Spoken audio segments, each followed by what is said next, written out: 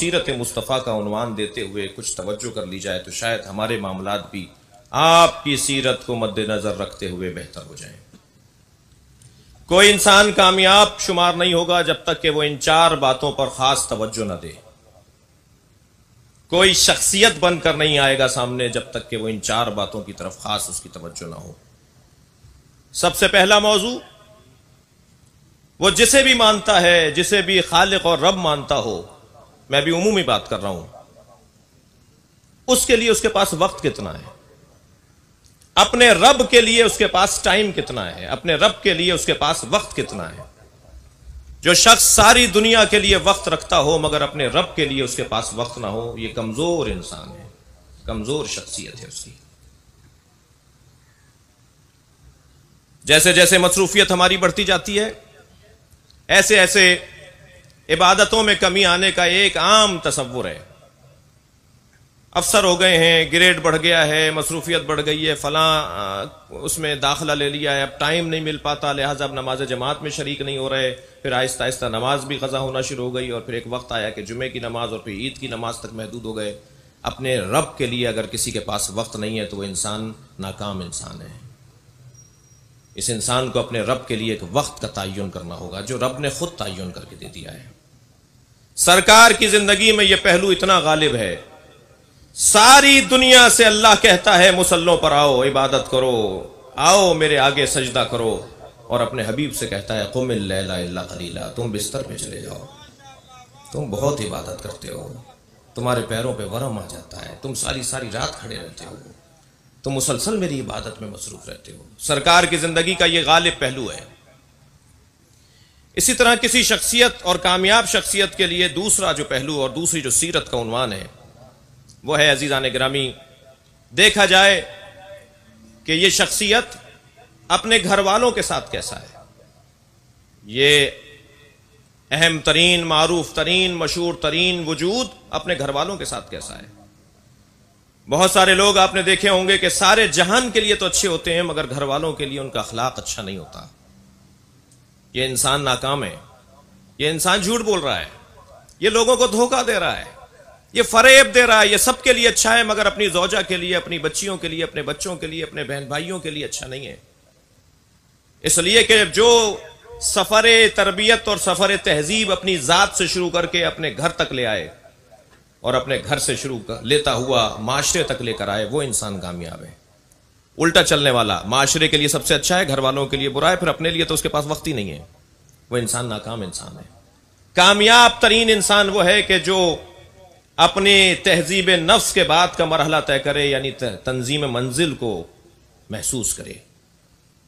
بہت سارے لوگ گھروں میں داخل ہوتے ہیں تو ایک مرتبہ سانپ سونکھ جاتا ہے اس لیے کہ ابا گھر میں آ گئے۔ بچے پریشان ہوتے ہیں کہ اگر کوئی ہم نے اونچی آواز میں بات کر لی تو ایک مرتبہ ان کا ایک چپتا ہوا جملہ اور ڈانٹ ڈپٹ شروع ہو جائے گی۔ خوف ہراس پھیل جاتا ہے کہ والد گھر میں آ گئے ہیں، فلاں گھر کا فرد گھر میں آ گیا ہے۔ نہیں، یہ کامیاب انسان نہیں ہے۔ یہ کتنا ہی بڑا ڈاکٹر ہو، یہ کتنا ہی بڑا انجینئر ہو، کتنا ہی بڑی علامہ اور کتنا ہی بڑی مولانا ہو، یہ انسان کامیاب انسان نہیں ہے جو گھر والوں کے لیے اچھا نہیں ہے۔ اور ان رشتوں میں بھی جو سب سے قریبی رشتہ ہے وہ زوجہ کا رشتہ ہے۔ لہذا ایک صحابی پیغمبر کا واقعہ ہے کہ جب ان کی رحلت ہوئی تو سرکار دو جہاں نے نالین اپنے پیروں میں نہیں لیں، گریا بھی فرمایا ان کے جنازے پر، فرمایا 70,000 فرشتے ان کے جنازے میں شریک ہیں، لیکن جب ان کو دفنا دیا گیا تو فرمانے لگے دعا کرو اس پہ فشار قبر ہو رہا ہے۔ تو پوچھنے والوں نے پوچھا یا رسول اللہ، اتنا بڑا آدمی جس کے جنازے میں آپ ایسے شریک ہوں اس کے اوپر بھی فشار قبر ہے؟ فرمانے لگے اپنی زوجہ سے اس کا اخلاق اچھا نہیں تھا، اپنے گھر والوں کے ساتھ اس کا تناؤ بڑھ تھا، اس کا اخلاق اچھا نہیں تھا۔ اگر گھر والوں کے ساتھ معاملات اچھے نہ ہوں، اخلاقی انداز اچھا نہ ہو تو عزیزان گرامی بہت سے معاملات خراب ہو جائیں گے، آخرت میں خرابیاں ہو جائیں گی، مرنے کے بعد کے معاملات خراب ہو جائیں گے۔ تو معلوم یہ ہوا کہ کامیاب انسان کا ایک عنوان یہ ہے کہ اس کے گھر والوں کے ساتھ اس کا اخلاق اچھا ہو، اور سرکار کی سیرت میں یہ پہلو بھی غالب ہے۔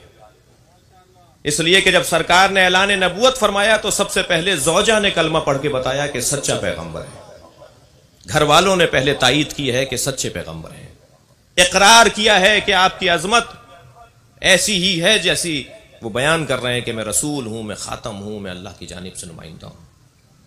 یہ دوسرا پہلو ہے سیرت کا۔ سرکار کی سیرت کا تیسرا پہلو یہ ہے کہ دیکھا جائے وہ اپنے دشمنوں کے ساتھ کیسے تھے. دوستوں کے ساتھ دوست ہونا بہرحال کارنامہ ہے، اس کے لیے بھی جگر چاہیے، بہت سارے لوگ تو یہ بھی نہیں کر پاتے، لیکن اس سے بڑا کارنامہ ہے دشمنوں کے ساتھ اچھا ہونا. دشمن کے ساتھ دشمن کا انداز اپنانا یہ کوئی بڑے آدمی کی علامت نہیں ہے. مثلا اگر آپ کے بدن کو کوئی تکلیف پہنچا رہا ہو اور آپ بھی اس کے بدن کو تکلیف پہنچا رہے ہو تو یہ کوئی اچھی بات نہیں ہے. بڑے بن کے دکھاؤ، عظیم انسان کی علامت یہ نہیں ہے.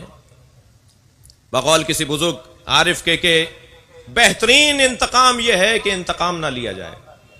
یہ انداز اپناؤ، درگزر کی سیاست، درگزر کی حکمت، معاف کرنا، یہ ہے سرکار دو جہاں کی سیرت کا وہ تیسرا پہلو کہ دیکھا جائے دشمن کے ساتھ کیسے ہیں. ویسے بھی عزیزان گرامی یہ جو پاکستان میں ہمارے ساتھ ہو رہا ہے، یعنی سنی شیعہ سب کے ساتھ ہو رہا ہے، اس پاکستانی کے ساتھ ہو رہا ہے، اس ملک کے بسنے والے کے ساتھ جو زیادتیاں ہو رہی ہیں، وہ ہمارے دشمن کا جو انداز ہے اس میں ہمیں کچھ اپنے رویوں کو کچھ اور کرنا ہوگا، کچھ بہتر کرنا ہوگا. اسی سیرت کے عنوان سے کچھ نقطہ حاصل کرنا ہوگا. سرکار دو جہاں اپنے دشمنوں کے ساتھ کیسے تھے؟ جنہوں نے مکے میں آپ کو پتھر مار کر لہو لہان کر دیا، آپ کی نالین پاک خون سے تر ہو جاتی تھی. سرکار نے مکہ مکرمہ کو ہجرت فرما کے ترک کر دیا، اور جب فتح مکہ جب موقع پر آئے عمرہ کرنے کے لیے تو آپ کو صلح حدیبیہ کے مقام پر آپ کو واپس کر دیا گیا، آپ کو تکلیفیں پہنچائی گئیں. لیکن جب سرکار دو جہاں فتح مکہ کے موقع پر مکے میں تشریف فرما ہوئے تو ہاتھ باندھے ہوئے تھے ان لوگوں کے جنہوں نے سرکار کو اذیتیں پہنچائی تھی. تو آپ نے دیکھا ایک صف کھڑی ہوئی ہے جن کے ہاتھوں میں رسیاں بندھی ہوئی ہیں. آپ نے پوچھا یہ کون ہے؟ کہا گیا یہ وہ لوگ ہیں جنہوں نے آپ کو تکلیفیں پہنچائی تھی. تو آپ نے گویا ایک لمحہ نہیں گزرا، آپ نے فرمایا اذهبوا انتم الطلقاء. انہیں دیکھ کر فرمایا تکلیف پہنچاتا تھا. ایک بہت معروف حدیث ہے سرکار کی، بہت معروف جملہ ہے حضرت کا. تو حضرت اس کی تکلیف کو سہنے کے بعد اللہ سے آواز دے کر اللہ کی بارگاہ میں ہاتھ بلند کر کے کہتے تھے اللہم اغفرہم انہم لا یعلمون. یا اللہ انہیں معاف کر دے، یہ جانتے نہیں ہیں کہ میں کون ہوں. دشمن کے ساتھ برتاؤ سرکار کا کیسا ہے، یہ ایک سیرت پیغمبر کا عظیم عنوان ہے. اور چوتھا ستون سیرت وہ یہ ہے عزیزان گرامی کہ انسان اپنی زندگی تک کے لیے محدود نہ رہے. کیا معلوم ہمارے لیے پروانہ رحلت کب آ جائے، کب نقارہ کوچ بجا دیا جائے کہ آج آپ کی رحلت کا دن ہے اور آج کو فرشتہ آ رہا ہے آپ کو لینے کے لیے. تو کیا میں اپنی زندگی تک کے لیے محدود انسان ہوں یا مجھے اپنی زندگی کے بعد کا بھی اہتمام کرنا چاہیے؟ بس جو شخص اپنی زندگی کے بعد کا بھی بہتر اہتمام کر رہا ہو وہ ایک کامیاب انسانوں میں سے ایک انسان ہے. سرکار دو جہاں نے بھی اپنے جانے کے بعد بظاہر اس دنیا سے پردہ فرمانے کے بعد کا اہتمام کیا ہے قرآن اور اہل بیت اور سنت کو چھوڑنے کا عنوان. میں تمہارے درمیان قرآن اور اطرت چھوڑ کر جا رہا ہوں، میں تمہیں تنہا چھوڑ کر نہیں جا رہا. تمہاری ہدایت کے لیے ایک کتاب دے رہا ہوں اور تمہاری ہدایت کے لیے اپنی اطرت دے رہا ہوں، اپنی اہل بیت دے رہا ہوں. لہذا سرکار کی سیرت کو عنوان زندگی قرار دینا ہی ایک مسلم کی کامیابی